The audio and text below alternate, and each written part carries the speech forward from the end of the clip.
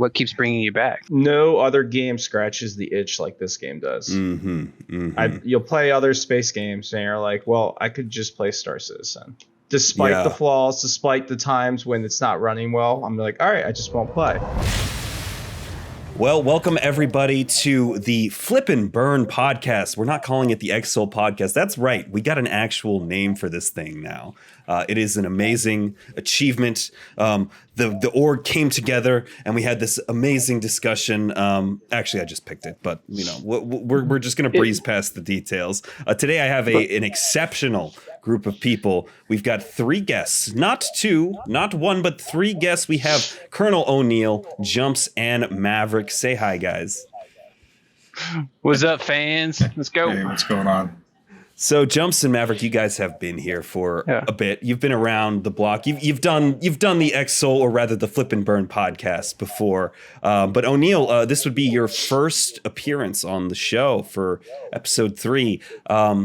As I do with all of the new guests, I like to kind of start us off with the quick question of how did you get into Star Citizen? You know, where were you? What have you been doing lately in the game? And what sort of game loops do you favor? My story is very similar to Jumps's. I was playing Arma 3. I remember exactly where I was, oddly enough, in Tanoa, one of the northern islands on like the north sides near a highway.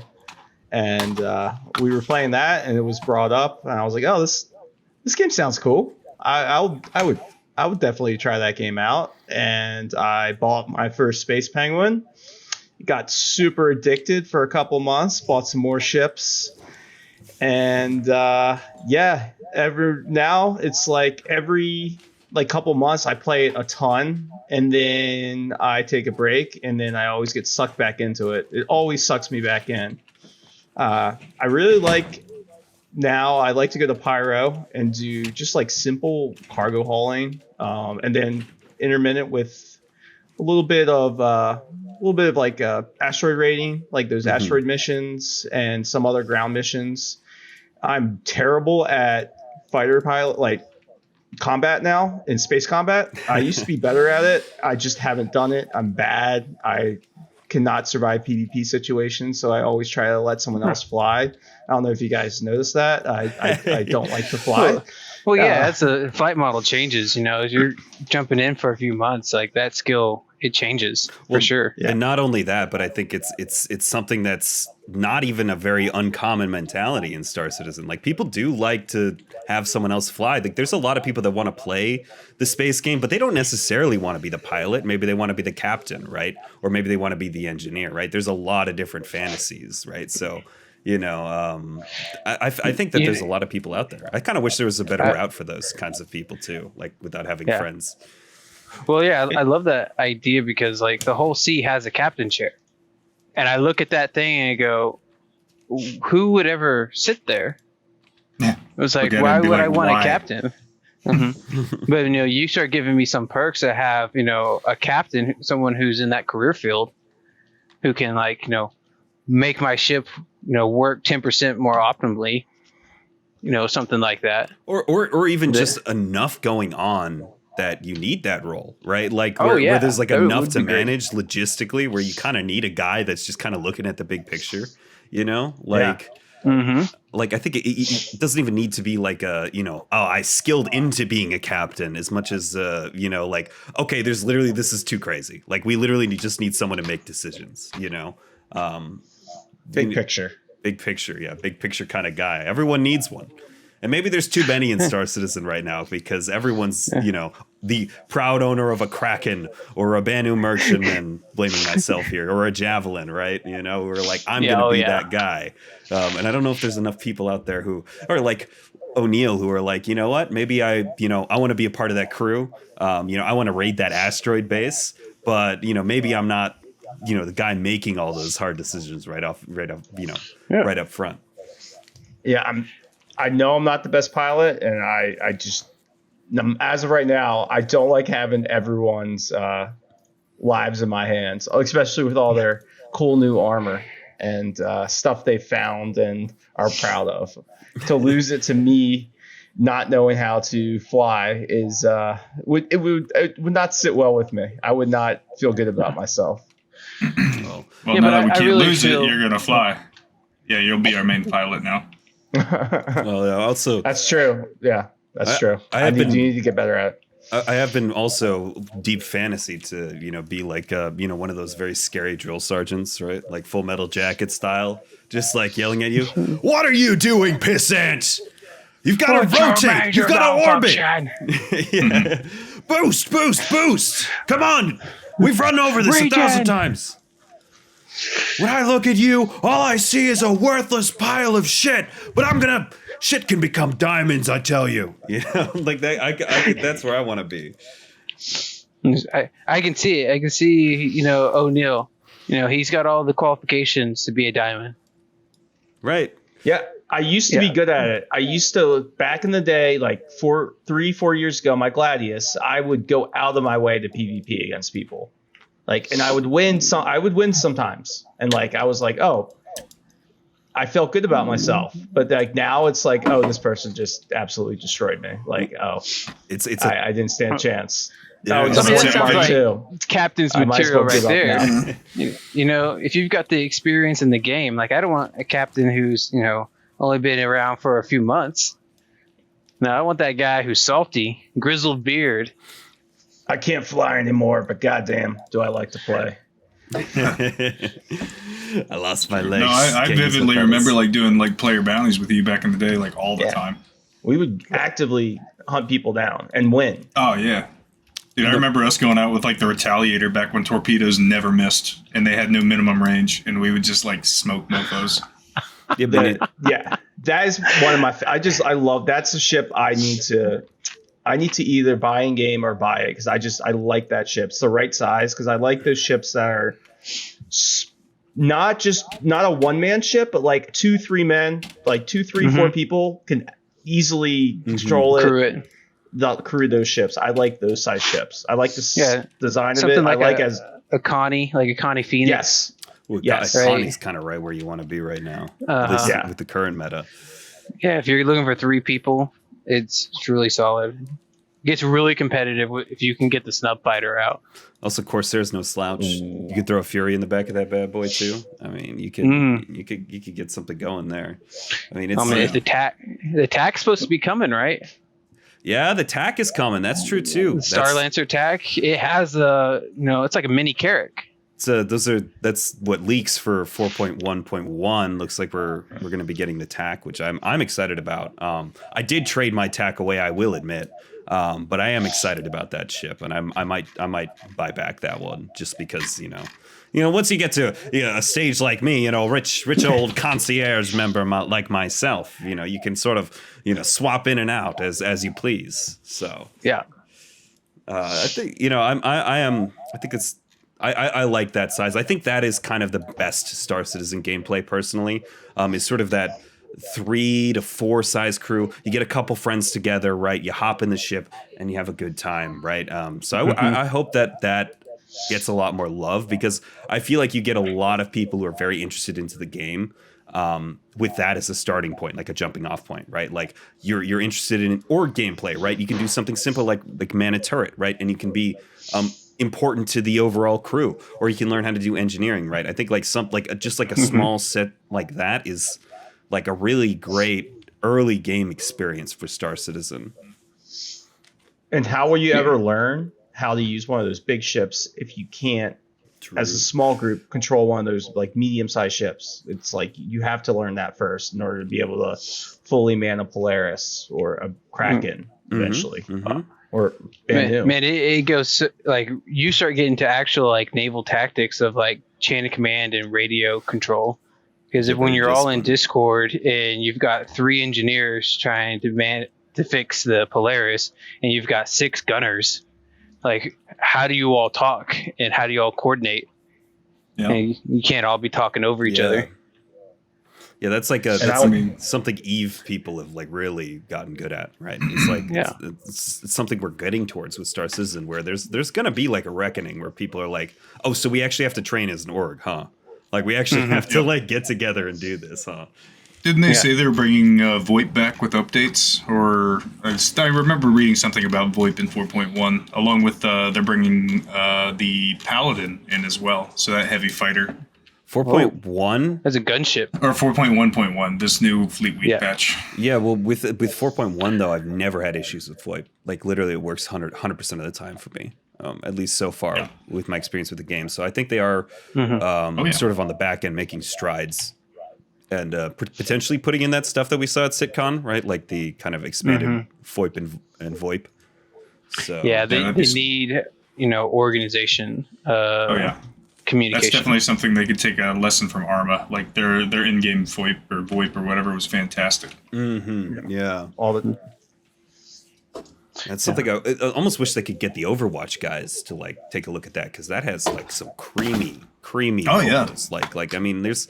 Like that kind of code, like is almost universal, right? If you could get something that's just a solid base for a VoIP or rather a VoIP system, that contributes to a lot of org gameplay that we just don't see as much yet. It's like there's not a lot of that coming together. I think what really holds Star Citizen back as far as like coding goes, and my side hustle, other than being a dedicated cargo hauler in Star Citizen, is to be a software engineer. All right. You got to keep the lights on. Oh, yeah. But what I had learned from Star Citizen, from the little bit of engineering talk that they've shared, is that their code base has really evolved into its own monster, starting with the Crisis engine. There's not near the support for that engine as there was for Unreal. And then, so you can't just like get a patch that's like, hey, this is the VoIP patch. We just import it into our code base and it works. But then they modified the Crisis engine to a point to where it doesn't even really resemble the standard drop if you want to like start messing around with the Cry engine. I mean, it really just doesn't surprise me, to be honest. Like, I think this game has got to be just a mountain of tech debt, right? Tech debt, rather. Like just all this kind of stuff that's like legacy, and this coder left the company early on and now we have to like figure out what they were doing, or it's like we're just not going to touch that system because nobody knows what that person did, right? And like just all these like little things, whether it's VoIP or old ships, right, that they have to now sort of unravel and try to figure out. Like that's just a mountain that I feel like we're sort of pretending is not there right now, right? Like there's not a lot of development power going towards kind of restoring these older systems. So that is a little worrisome in that respect. Yeah, but we're very good at forgetting about it. Yeah, very good about it. But I was gonna say, to get us back on track, it's like the 4-person ship, like O'Neill was saying, like you got to be able to man that correctly before you can really advance into something bigger. Yeah, you really do have to be able to kind of do that. I mean, it's a that's an art in and of itself. And like if you're throwing someone into like Polaris crew and they're one of 20 people, like they're not going to know what to do if they haven't had that like base level of knowledge that's sort of being applied right at there. At that level, like everything has to be scalable in that way, much like the game itself in many respects. We have this project started very small.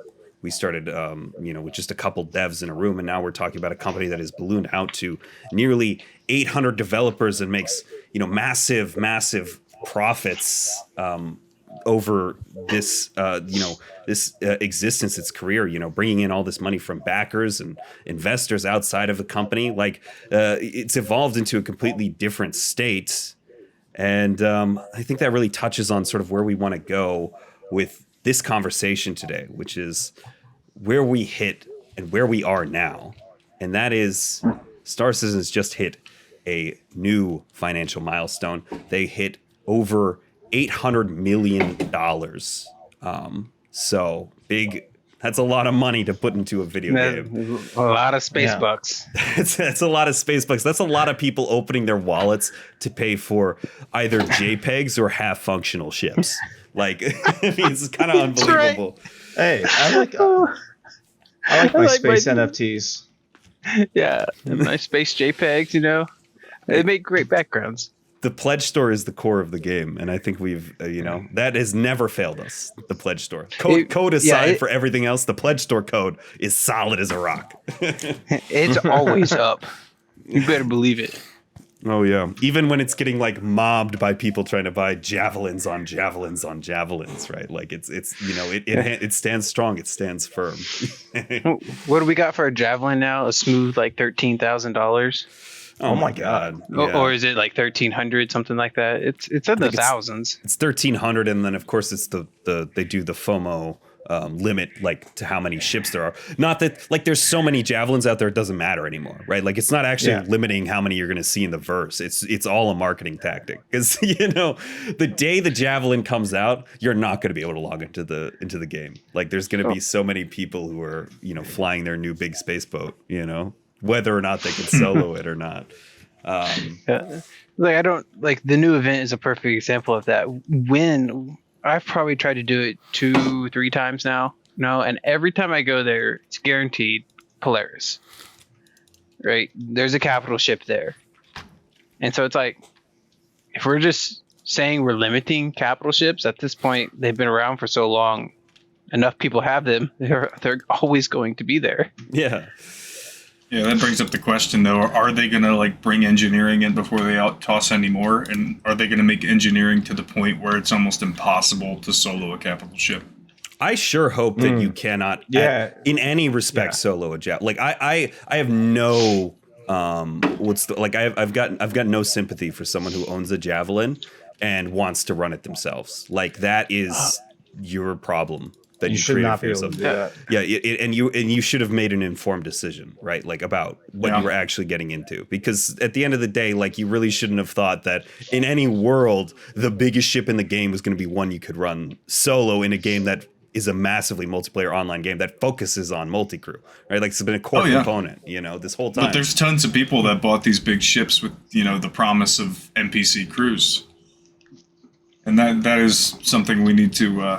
That they probably need to address, because that's going to tick off a lot of their whales. I mean, this is something that I think is a problem that the game has, and is sort of something that's related to where we are funding-wise, right? Where a lot of the money that's come in, I mean, we're more profitable than ever, but a lot of it right now is coming from people who are already invested, right? This is not a lot of new money coming into the game or anything like that. Like we need to get to a point. And I think they're making good strides with things like 4.1, and then what sounds like is going to come with 4.1.1, right? With all these big patches and more content being added to the game.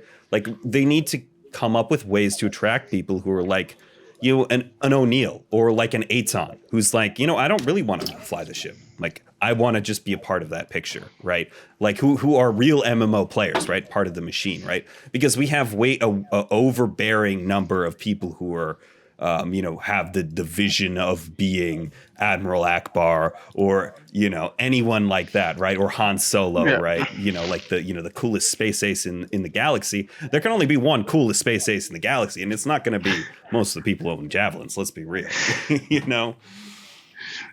That's a fair point, because if you look at other MMOs, you have the kind of the Trinity, the DPS, the support, and the tank. Mm-hmm. So if we're going to be an MMO, then that's the same thing. You could say your engineering person, he might be your support, but who's going to be your tank, right? You have your typical PvP player who wants to be the DPS guy, but there's got to be that role.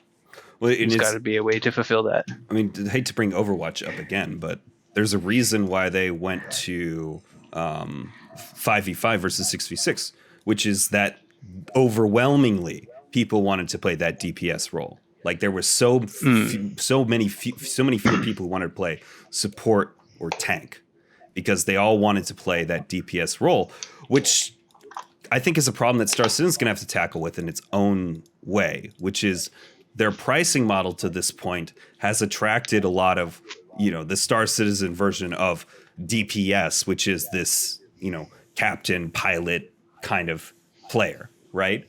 Which is not, I think, even the most, that's a part of the game, but I don't think it really covers the breadth and the depth that we're aiming for with this overall arcing universe sim, or whatever advertising they're using these days, right? This is something that has a lot more to offer than just that guy who is like in charge, right? That's not necessarily where all the fun is, right? And in some ways, a lot of people like in Eve avoid roles like that because of the logistics, because of the pain, right? Of the hours that you have to put in on that kind of thing, right? Like a lot more people prefer to just be a part of that machine.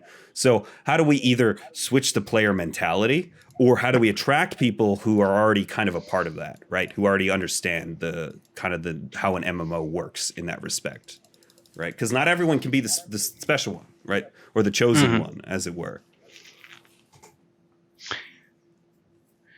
Yeah, because I think maybe O'Neill might be able to speak to this one then, because like, what brings you back to Star Citizen, right? Because if PvP, isn't the end all be all for you, maybe it was at one point, but what keeps bringing you back? No other game scratches the itch like this game does. You'll play other space games and you're like, well, I could just play Star Citizen. They're fun, but it's not Star Citizen. Yeah, it's not Star Citizen. No other game scratches that gaming itch that this game does. Despite the flaws, despite the times when it's not running well, I'm like, all right, I just won't play. I think that's why the last time I took a break, I couldn't get in. We couldn't connect to each other. Like, couldn't get into the server. I was like, all right, I'll play other games. It's not a big deal. In a month, it'll be better. And so far, it's the first time I played. I'm just like saying, like, everything's running great. So I'm back, baby. Sounds like 8 million space bucks was worth it. Yeah. 800 million space bucks. Yeah. I mean, apparently, it's doing something, but you're right. I mean, I think that's it. The game itself has a lot to offer, a ton to offer to a lot of people. But I mean, with this 800 million thing, you're already, you see the same articles that you always see, like your Kotaku articles that are like, oh, the biggest scam in gaming history still going strong at $800 million, right? And then the comments are, predictably like, I can't believe people still put money into this. How stupid can you be, right? And so on and so forth, which is like just such a fundamental misunderstanding of the project. Like if this is a scam, it's the worst scam in history, right? Like, because they put too much into building the game.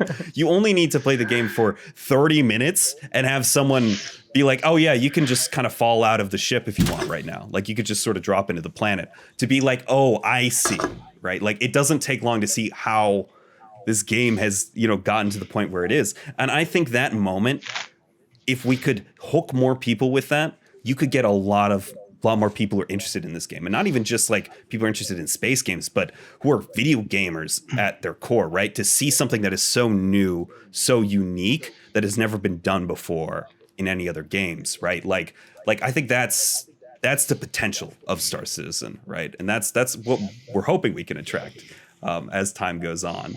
But I honestly, I take a lot of hope in people still being like, oh my God, this game is such a scam Citizen. Like, I can't believe you guys are still buying into this nonsense, right? Because it really speaks to the fact that Star Citizen still has a chance, despite being in the PR game for so long. They still have a chance to have that explosive entrance onto the scene. Like, damn, check it out. We're a game now. Like, we're a quadruple A game that you've never seen before, right? To have that moment where people are like, oh shit, it is real. It was not a pipe dream this whole time.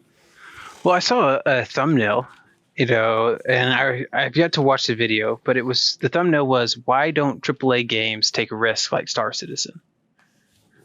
And it's like, this isn't even a game that is fully released. They still say, hey, we're in pre-alpha, and we're playable, but we're pre-alpha. And they're taking pretty crazy risks as far as the gaming market is even concerned, with how they willing to do a whole event that is designed for orgs. Really, if we look at this latest event, the Align and Mine, you got to align 3 different radars, which is 9 key cards, go up into space, hit the laser, and then come back down from space, and you have 20 minutes to grab as much loot as possible while defending yourself from anything and everything that Star Citizen can throw at you.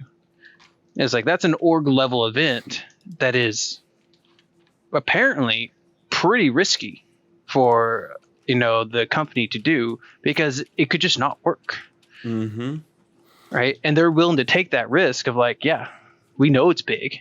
It's stretching our ideas of what a .1 patch should be. Oh yeah. And they're willing to do it. Yeah, they do this kind of stuff. I mean, no, like this is the only company that takes the risk to put a game out in the state that Star Citizen is. Like as far as it has come, just the base level experience of like O'Neill, one of your first experiences coming into this game was like you saw a guy cowering. You're like, oh yeah, why is this guy cowering from me? Yeah. Like this sort of like unpolished thing is just something that is nobody else in the industry is doing. And despite its flaws, like we can still see something here, and I think that's the audience here, right? And maybe you describe us as a cult, I guess. But I feel like this would be a pretty damn good cult. I mean, the people who play Star Citizen, typically very successful, very tech-minded, very smart people, right? So like, I mean, It's a cult that's appealing to the right kind of people, the kind of people I want to associate with, Yeah, it's not at all sunk cost fallacy. That always sits in the back of your mind, He's like, have I given enough to the Lord and Savior Chris Roberts? How much more blood must I spill for you, sir? Just make the game already. Oh boy. No, it is true. There is that level of that, like, sort of, are we crazy? And I think that the more the community goes on, the more that becomes a bigger part of that conversation, right? Like the doubts kind of creep in with a lot of that stuff, and it's, I think, something that Star Citizen is running into right now, that we're kind of seeing as this game is developing, because people are sort of, we're getting wise, right? We had CitizenCon, not the most recent CitizenCon, but the CitizenCon before that, huge hype machine, massive, right? Generated a lot of interest in the game. People were very excited. End of the year comes, none of that's in, right? Like most of that stuff is not in there. It sounded realistic and it just wasn't. So we come into this CitizenCon and it's the same picture, right? So they're pulling the same thing, and we're, it's not as effective, right? You're getting more strife in the community. People are more angry about smaller things like, looting an inventory and, changing the referral program. Like this is all signs that there's kind of like a tiredness, right? Or a loss of goodwill with the company. And I don't know if companies worry about this stuff unless it affects their profits. I mean, what do you think? It might affect their bottom line, to be honest. It all depends. Like, I know they're releasing new ships faster than they are building the new ones, and that's simply because they need money, and they're not going to make more money off ships that, have been sold for 10 years ago. That's right. That's just the way it is, man. Yeah, I mean, it's also way harder for them to kind of unravel that code than just make something that's new that works from the gold standard that they've established. But it's worse than that, right? It's malpractice, because they need a new ship. They need you to buy a new ship, right? And they don't want you to fly the old ship. So they intentionally release a new ship that is better and has fixed the bugs that you've been dealing with your old ship. And they intentionally do not fix the bugs in the old ship. So I'm still convinced that the Hornet Mark II is like the gold standard of the Hornet, and they're just like, let's just sell it as a new ship. I mean, it has enough design difference that I think it's not necessarily that, and they always plan to do the Mark II. It wasn't like it came out of nowhere. This is something they were planning in the past. But I can certainly see that there had to have been a discussion, which is like, do we update the Hornet or do we come out with the Mark II? Right? Like, do we update the Hornet first, or do we come out with the Mark II? And lo and behold, they chose to come out with that Hornet Mark II. But of course they did. Of course they did. And we're so used to that, right? Like, and we're getting frustrated with it. You could feel it, right? In the energy.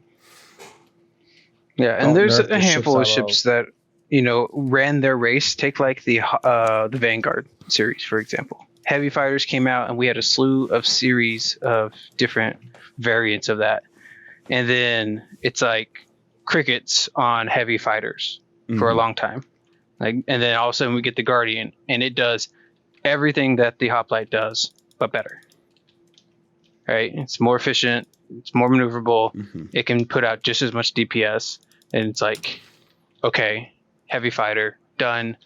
Like, why do I want the Hoplites? Yep. Same thing with the Redeemer and the Paladin. Like when that they nerfed the Redeemer to the dirt. Yep. Like, nobody even wants to fly it anymore. Yeah. And then they basically released this awesome, new heavy fighter that fills the same role. Well, yeah, it has all these features that they literally just took away from the Redeemer. It was blatantly obvious. Yeah, it literally is like, oh, by the way, this has the guns that you were looking for. We kind of just the ones you took away. If you were looking for them, this is where they ended up. Guys, it's for balancing gameplay, I swear. Yeah, and the Redeemer wasn't even broken, right? They were like, we need to break this ship so we can sell a different ship. Yeah. I mean, they could have just buffed the Redeemer, gave it the rework it needed, but we needed a Paladin to release for this event. But all of this is just talk coming from us. We're just talking about, how we're feeling about the game. Well, lo and behold, unbeknownst to anyone and totally unplanned, I have the numbers in front of me right here about, is this actually affecting the process of Star Citizen? Are we actually seeing issues develop in their funding model because of these kind of frustrations that we're talking about here? Well, I'll tell you what, 2022, they did about $10 million in profit. So they had a $10 million profit, and they always cut the margin tight. Like, that's tight for a video game. And that's sort of because of the passion that the developers have. They want to make the game. Nobody's denying that, right? Now, for 2023, we had a $8 million, $387,897 or $96 loss. So that's a big difference. We're talking about a $20 million difference. And losing $8 million is nothing to scoff about. I mean, this is a big company, but damn, that is a lot of money. I mean, what do we think about that? How do we think that reflects on the project? Are we worried? Are we doomed? Like, what's going on here? Sounds like they just spent too much money last year. That's the initial reactions, like, oh, they spent too much money. Which, I mean, that is a fair one because they have been expanding a lot recently. There was a lot of shrinking in the market, like video game wise, and yet Star Citizen continued to grow through that. So, it could be indicative of that sign that they took a brunt of it. 2 years in a row, in-person CitizenCon. That can't be cheap. Yeah, that can't be cheap. They had big events. They built a whole Mark II Hornet this last CitizenCon.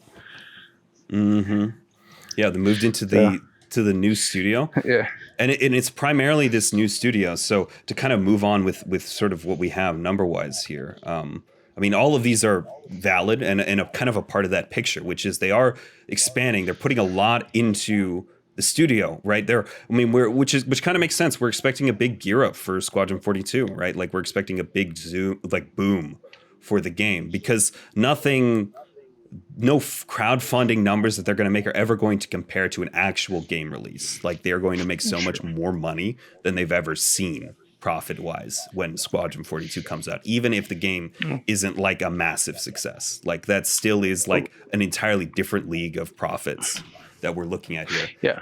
And this is a game that is already paid for, right? Like we've been paying for it this whole time. It's not like they're having to please an investor or they're going to have to pay someone back for the money that went into this game. Like we've already done that work. So whatever they make off of Squadron 42 is going to just be a benefit to the company in the overall project. Well, I've always seen Squadron as like a necessary hurdle that we have to have because currently all profits are done by selling ships. And so we've outlined here a couple of issues with why selling ships can be bad. Yep. But that's the only way Star Citizen makes profit. Sure, there's probably some investors and whatnot, but for the main reason, that's their profit margin. Yeah. If you release another product that allows you to continue generating revenue, Squadron 42, then now your ship, issues that we've highlighted can kind of go away. And all they have to do to fix the ship issues is buff the old ones to the standard, and then that kind of fixes like the quote unquote rug pull that people feel of like, oh, I've had this ship forever, I love it. Oh, now it's not. And we like, talk. It's not meta. And we talk about this frustration, but the reality is that backers in 2023, based off of this financial report, actually put more money into the game than we did in 2022. So 2022 was 44,571,000 versus the 47,920,000 that they made in 2023. So really, we're seeing just only an increase in profits. Now, I don't think that's as much increase as they'd like to see, right? Particularly with all the things that we're talking about, with how much it's going to cost to build their new studio, and probably all the money they spent on CitizenCon. Like, it's probably not as great as they're looking for, but I mean, that's still indicative of like, it's not like the funding model is faltering and fizzling, right? Even though like there's frustrations with that, and we're kind of hitting. I think they can't get many more years out of this. But I mean, at least thus far, it hasn't really hindered their success, at least based off of the numbers we're looking at.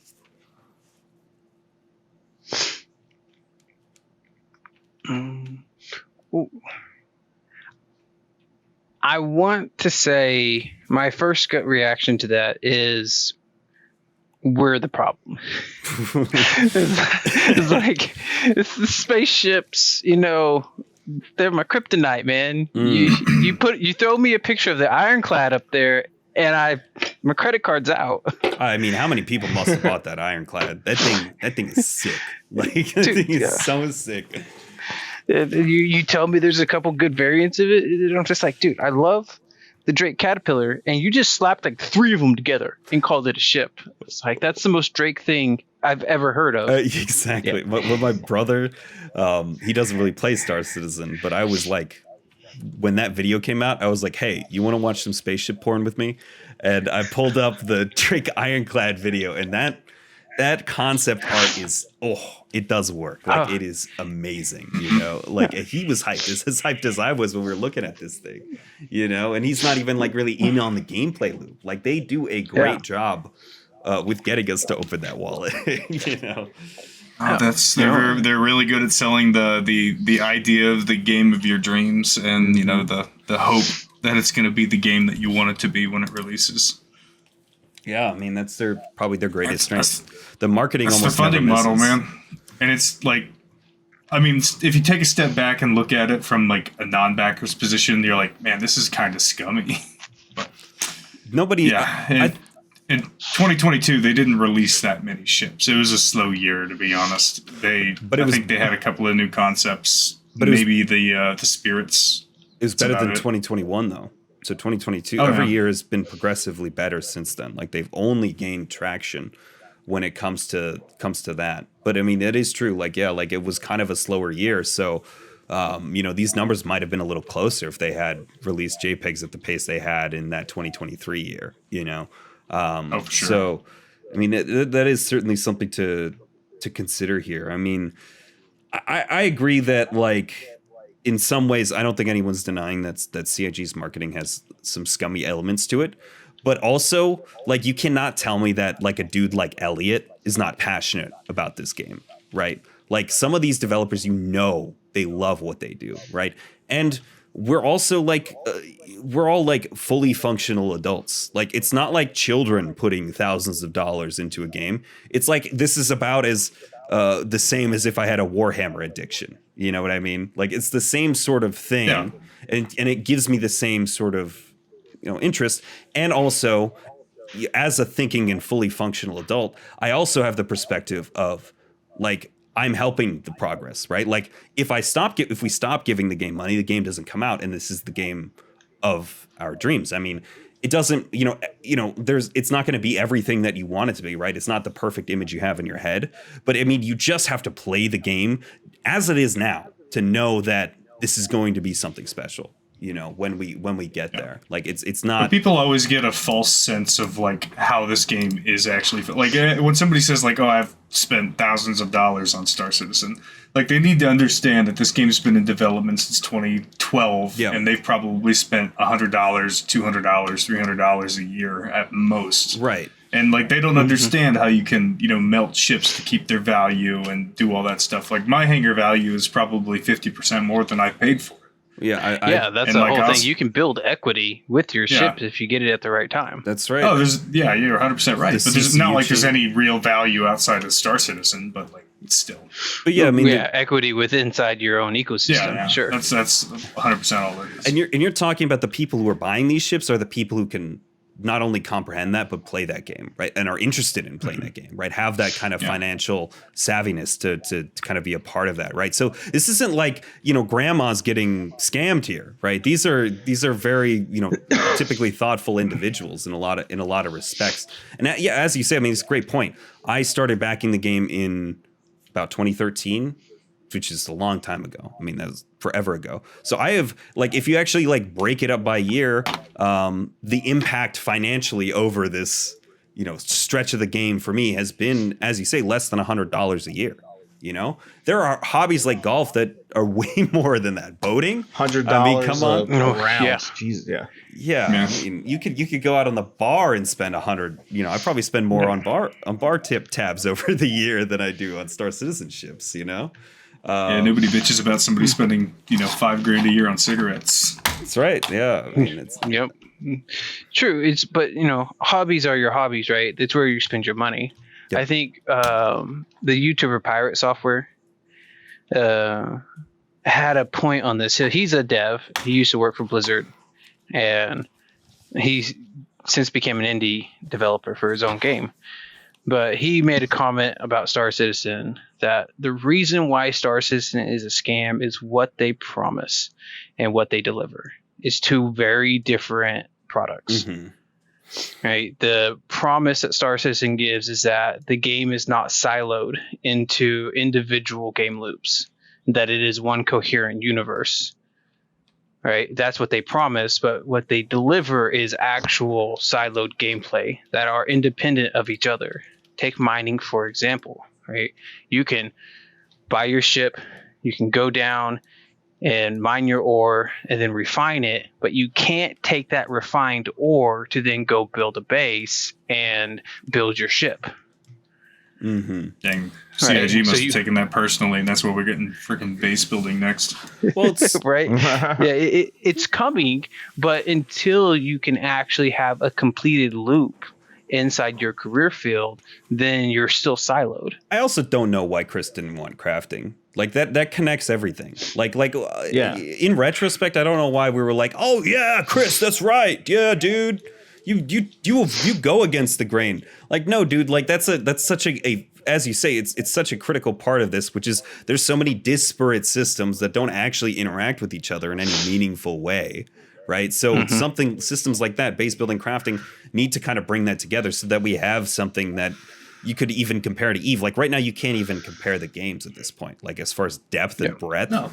Like Eve, each individual mechanic is so much more simple, but because they're all connected and they're a part of this grand chain of industry and combat, and, you know, they use ships like ammo, right? And they fuel these grand wars. It has so much more going on. And it's not because the systems are more complex. It's because they're connected, right? That's the big difference. Mm-hmm. Yeah, we could do... go ahead. I was going to say they've gotten very good at convincing us to be excited about very simple kind of game mechanics. Mm-hmm. Mm-hmm. Yeah, like, oh yeah, look, new mission giver. He does kill quests. You're like, oh yeah, it's the greatest thing ever. I'm like, oh shit. Okay, like, you know, EverQuest figured that one out, you know? So, we can grind the rep for bunkers, right? To run bunkers and max that out and make all the money we want. But in retrospect, that did nothing other than us going down to the same location. Oh yeah, right? Like inside Star Citizen, we've had like 7 on caves. Like, okay, I've seen them all, don't care. Like the missions in them suck. Everybody avoids them. The pathfinding's terrible. Yeah. I mean, like, come on, like they're overselling simple game mechanics that are like, why are you telling you the elevators work? Oh, good. I think from a Star Citizen perspective, like from the devs, they're not doing any crazy marketing. They're just talking about what they're doing.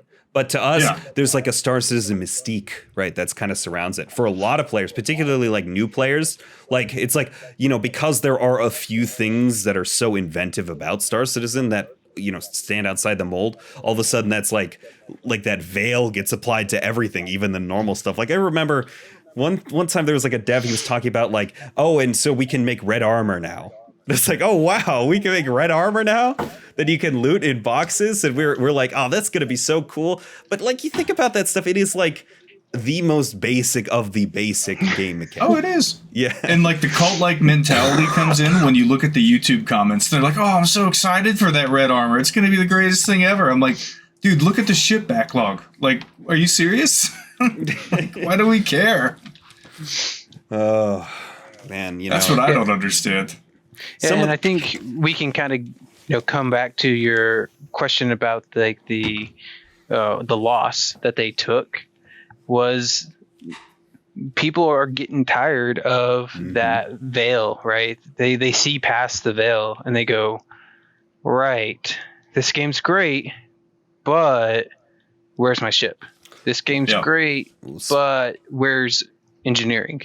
Yeah, what's that quote from like BoJack Horseman? It's like everything. Well, what is it? When you're wearing rose-covered glasses, all flags look like red, or red flags. Something like that. Flags look like red flag. I like it. Yeah, I mean that. Or you can't tell red flags from normal flags. I guess. Red flags from green flags, or something. You know that. Yeah, accurate. I mean that it's kind of something that is a part of this puzzle. And I mean to kind of assuage something, because I mean the difference between those 2 years is huge. But one thing that they did do that they didn't do last year, sort of to kind of like tip back into the numbers here, is they actually marked down what is an administrative cost. And what this is money that has not yet changed hands or anything like that, but it's related to the Manchester studio. So the cost was $10 million, $544,000, and 31 pounds, rather, not dollars. And this is just a bookkeeping thing that says that is money that we are going to have to set aside to return the studio to its original state. So when they leave Manchester Studio, if they ever leave, which presumably, hopefully it's an upgrade, but they're not going to stay there forever, right? When they leave that studio, they have to return it to the state that they found it. So they have to remove all the nerdy stuff. They have to get rid of all that stuff. So 10 million of those dollars are being put aside for that. Not that that money has been spent yet, but it still reflects negatively on that budget. So this super big loss is actually a bit of an illusion. But when you do the math, you're still looking at, just a profit of only $2,156,135 pounds, or $2,820,000 dollars. So, I mean, that's a lot less than we're talking about here. And yes, they made more in that year. Yes, they had more profits, but they clearly didn't hit the target that they were hoping for, right? They would have wanted to hit that or higher, right? So they thought their marketing machine could achieve, more than it could because of what they were offering, and they didn't get that return, which that speaks to that frustration, in the community, right? Where it's like we're not as keen on spending money on ships. We're not as keen on inviting our friends out to play this game, right? So there's not as much growth that you're seeing there, as much as like, in some ways it looks good, some ways it looks bad. It's when you break it down to, what are they thinking from a human perspective? It's clear that they did not hit the mark that they were hoping for when it came to this 2023. So that's got to scare them a little bit, and hopefully make some big changes in the future. But you got to, the customer, they keep your lights on at night, or keep your lights on. So you got to keep them happy. Yeah. It really is. I mean, every time they do something that actually doesn't benefit the community, it's noticeable in funding. Yep. Like they have to be cautious of pissing us off. Which, I mean, like, it's one controversy away. And, like, this referral one is looking pretty nasty, too, if they do reset everybody's referral code. Yeah, it's one little controversy, man. Like, that costs people time and money, and it's gone. Lights.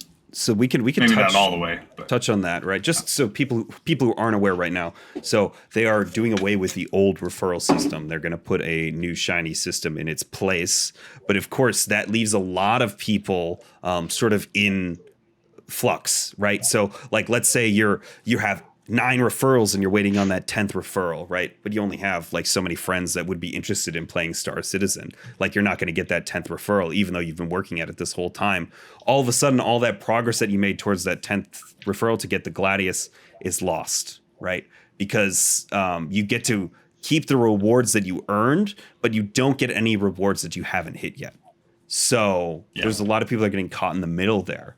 And a lot of people are not being acknowledged for it. And it's not a big deal, right? It really isn't. I don't think that many people are that upset about it. But the message it sends is something that CIG has done over and over and over again, right? Like, and people are just tired of it, right? They're tired of you that. never take from your players. You only give. Right. I mean, that's what this is. It doesn't feel like they're showing gratitude. I mean, people like Morph have like tens of thousands of people, morphologists, tens of thousands of people that they've referred to this game and have spent $45 on this game, right? I mean, that guy has made so much money for this project that is contributed in that way, right? And so it's sort of like, to do away with sort of that system and not really having even acknowledgement of like, or like a small token of gratitude is just like a weird approach from them. Like it's just, and it's something they keep doing, right? Like this is not the first time we've had something like this happen with their. I mean, they could shut everybody up and like just say, all right, here, we're just going to give you like, to your next tier, unless it's obviously that 1,000 to 2,000 javelin one. Or everyone who participated in the system, you get a commemorative coin, right? Like an item in the game, or just something, or something. Like just give us a dragonfly. We'll shut up. Yeah. Or like at least a heartfelt message, like thank you so much for all your support, or like a video look back on the journey so far, right? Like anything that. I'd take an inside with Chris Roberts, and then a Star Citizen live with Chris Roberts, and I'll shut up. Yeah. I'd like just have them talk about it, and like give us, it's the little things, right? It's like, it doesn't feel like they're getting through. And if anyone at any point had questioned this PR move to just all of a sudden like say like, oh, by the way, we're just going to change the referral program and not expect people to lash out. Like, it's crazy that they've worked with this community so closely for this long and still didn't see that one coming, right? Like, it doesn't take much to put out a feeler to be like, like maybe this isn't a good idea. I don't know what they're thinking. Yeah, there's lots of routes to have mitigated the lash. No, the lash back on this one, but just saying, hey, we're getting rid of it. This is like a wipe, but worse. Yeah. Mm-hmm. It's one thing to be like inside the game, I didn't spend any money like that, and I ground up and I got the ship I wanted, and then they wiped it and it got taken away. It's like, that sucks, but something else to do in the game. This is just, hey, we're taking it away. Yeah, I mean, it's super just kind of sad. I mean, to just be like, to have it end like that. It's I mean, how could they not see that people have like a lot built up in that, Like, a lot of people use that as a metric for like, how much good have I done for this project? Or like, had their friends and they have like this level there and they're working towards these other rewards, or like it's been like a big driving force for them to, to be a big proponent of the game, right? Like, you're talking about your like most loyal community, the people who are interacting with this system. Like, so, they deserve, I think, a little love in that respect. So it's what does it Rockstar say? Take care of your fans, because without your fans, you ain't a rock star. So true. Yeah. I mean, that is kind of like, that kind of really sums up the picture there on this one. I think it's just like, as we said, like, it all kind of like points to the same sort of thing, right? Whether we're looking at kind of the funding that we've gone over, or, community sentiment, or PvE versus PvP, or this referral scandal, right? Like all of this stuff hints at the same sort of thing, which is there is a lot of irritation, there's a lot of anger, there's a lot of frustration with the project, right? That's brewing and it's coming out in these ways, right? It's sort of something like you can, if you're on the pulse of it, you can kind of see that the same song and dance isn't going to work anymore. So I'm just hoping that CIG wakes up a little bit and reassesses, or at least finds a way to communicate with like, it's about damn time that they communicated with us just a little better, right? Like it doesn't take much, I think, coming from them. It really doesn't.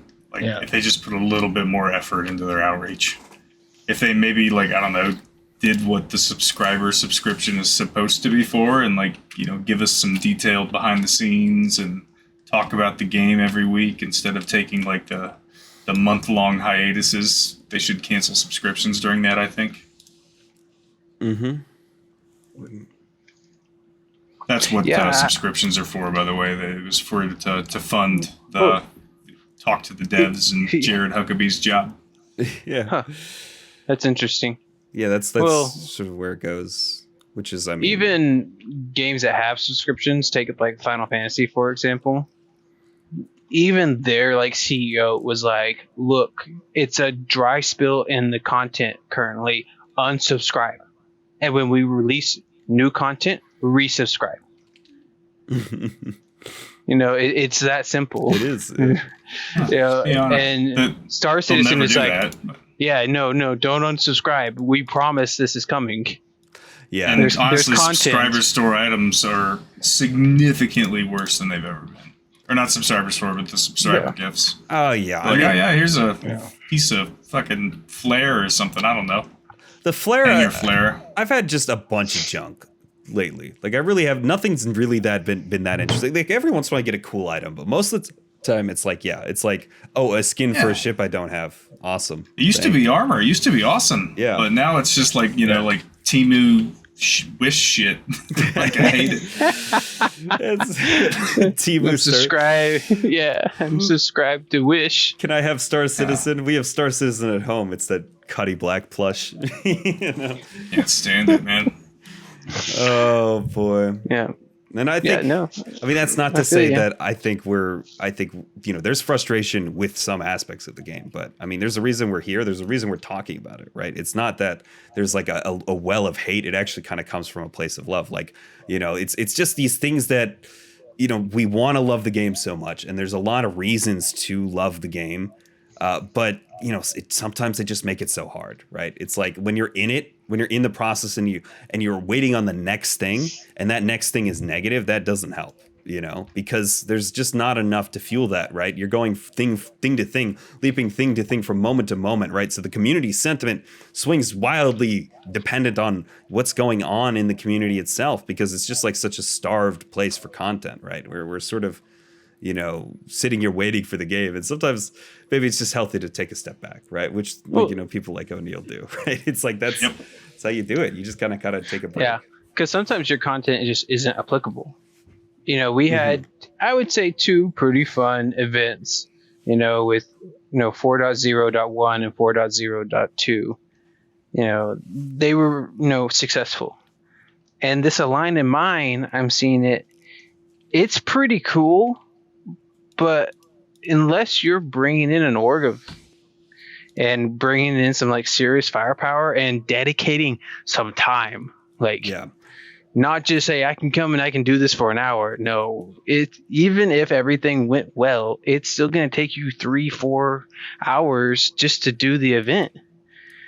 Yeah. And the way the rewards work, you have to do this event many times. Like a wiggle of favor is like 50 crystals. Yeah. And you're lucky if you get 10 crystals when you get out of that hole. Shadow Moses was no-lifing this game with the help of even Salty Mike's community, Burks' community. A lot of these big communities kind of came together to make this happen. Now, that being said, that was awesome. I mean, the game, it sucks that you have to bring a lot of people there, but if you can bring those people in, this is the best event they've ever done. Like without a doubt, it is incredibly fun. Like I was running it with Burks' crew, and we were, kind of holding down the area, and we just had a big ball of fighters, and it was just awesome. Like it was just a ton of fun. It was kind of Star Citizen at its best, but it's inaccessible in a lot of respects, and that does lead to a problem. And it doesn't help that it's broken, right? The other thing that kind of comes with that is if you see that those dishes are aligned, probably not working. Right, because that's there's a lot of times servers will get stuck on there, and if they get stuck in that aligned position, but the laser can't launch, the event does not reset. So it might have been that way for days, until the server gets reset. It's stuck like that. Yep. So it's so you spent 4 hours to get to this point, and it didn't work. Right. I mean, then that can just happen. Yeah. So, like I said, it's unobtainium for a good portion of the community. I think that's I am curious on what their player numbers are though, because 4.0, it's been a success. The game's more stable than ever, but it's such a heavy focus on combat, and it's a line in mind, but whatever. It's combat. Just call it what it is. I mean, whenever I play it, it's all PvP. So, you have to do the PvP to get to the mining part. It's not, and you got to think a lot of these expensive industrial ships are just that. They're industrial ships, and players want that too, and that's typically what the whales have. We're older now. We want to play slower. So I don't know. I'll caveat you there, right? So I did the 4.0.2 allowed me to get the whole sea in game. Yeah, that's awesome. That's super cool. When I started running whole sea routes, I saw a ton of whole sea players. And it's I don't ever remember seeing a whole sea player because I was never on those routes. Mm-hmm. But now that I go through those routes, I'll just see 2 or 3 of them at a station at a time. Or I can go to Everest Harbor or Seraphin, and there is a dozen people at the ASOF terminals doing whatever. And I'm before we had server meshing, you might see 1, maybe 2 people there. Yeah. So the player base, I don't know if it's what they expect, but I feel like there's a lot of people playing per server. Yeah, I mean, with the stability, absolutely. I mean, everyone I seem to jump in is full, but I've only seen maybe 3 or 4 names of different servers, but that's just in the Americas. I mean, I think that we're not necessarily representative of the overall community. I mean, we because this has been a very, very good season for Star Citizen. A lot of people are playing more than they ever have before. And I would like to see what those player numbers look like, but people have been engaging with that game a lot more in a lot more respects. And, it does suck that sort of a line in mind was sort of that, I think, PvP centric. But they seem to have been bouncing back and forth, right? Sort of combat focused versus industrial focused. So maybe as we kind of turn in and get past Invictus launch week, which is obviously going to be combat focused because it's a military holiday, but once we get past that, we'll see some more PvE content and mining and et cetera kind of come into the picture. So I'd be excited to see that and sort of see that direction. But I'll tell you what, people are looking at the game, that's something that doesn't always happen, right? A lot of times people are like, oh, what's going on with Star Citizen? Same old. Okay. Right. This is not the same old. This is different. Yeah. I do guess the new the leaked global event or whatever the heck is coming out. I guess it's like a collection thing. So you got to go out and find weird components, Copian horns or something like that, and for scientific research. So that's not combat based. I like it. Still kind of just go out and look, but it might turn into combat based if people. Yeah, it's really, just a gather mission. I'll take it. You know what that is? It's exploration. That's true, right? It's not what they said exploration was, but if they want to call it that, sure. I mean, exploration that's what it is. I mean, hopefully it'll be more robust, but it's going to be looking at cool stuff, right? That's going to be what it is. So, they almost have to put exploration in the game before you could use the Carrick Foley. especially with the engineering. Well, I mean, I can't remember the last time I went back to Microtech and I needed Copian horns, especially Tundra Copian horns. Dungeon to be specific. And yeah, the only place there is Microtech. Now and we need player markets. Yeah, and I went to Microtech. It's a beautiful place. I mean, it's great to see it every now and again. It's not, it's sort of out of the way, so you don't get to see it as much as you'd like. But it's a very gorgeous planet. So, I mean, it's nice that they kind of drive you to these locations. And I guess that's how I would describe exploration. It's more like an excuse to have a chill time looking at stuff, right? Just as mining and is sort of like a chill time breaking rocks and doing a fun mini game, and salvage is like,